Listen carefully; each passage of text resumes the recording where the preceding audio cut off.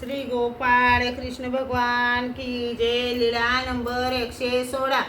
गोविंदाच्या शर्यत प्रसंगी सारंग पंडिताने केलेली स्तुती। एके दिवशी सर्वज्ञांना पूजावसर झाल्यानंतर सर्वज्ञ रामनाथाच्या देवळाकडे गेले। सोबत भक्तजन होते। सर्वज्ञ रामनाथाच्या देवळात बसले होते। सर्वज्ञ म्हणाले, हा लखुमियाच्या बरोबरीने कोणी धावू शकणार नाही। तेव्हा त्या देवीचे पुजारी गोविंद सर्वज्ञांच्या दर्शनाला आले होते। ते म्हणाले, मी पडेन। सर्वज्ञ म्हणाले, तुम्ही पडू शकणार नाही जी, मी बरोबरी करीन। मग सर्वज्ञांनी सिंह नारायण देवळाच्या कोपऱ्यापासून आम्हापर्यंत अशी पडण्याची मर्यादा सांगितली। मग दोघे पडाले। सिंह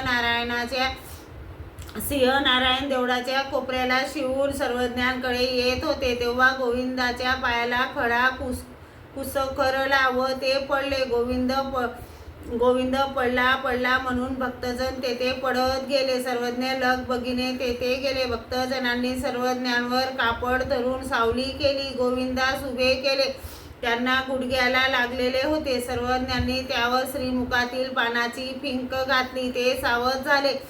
मग सर्वज्ञ म्हणाले, तुम्ही ह्या लखुमियाबरोबर पडू शकणार नाही, अशी तुम्हाला आम्ही अगोदरच मनाई केली होती। यावर सर्वज्ञ म्हणाले, येथोनी वारिले ते न कीजे की। मग सर्वज्ञांनी सारंग पंडिताकडे पाहिले। सारंग पंडित म्हणाले, जी द्वापार युगात भीष्म शेर पंजरी पडल्यावर त्यांना पाहण्यासाठी श्रीकृष्ण चक्रवर्ती यादवासहित गेले, तो राजेशाही थाटाचा सोहळा असा मिरवला, तसा आताचा हा सोहळा होत आहे जी। सर्वज्ञ म्हणाले, काय हो पांड्या, काय पंडिते करीत आहात?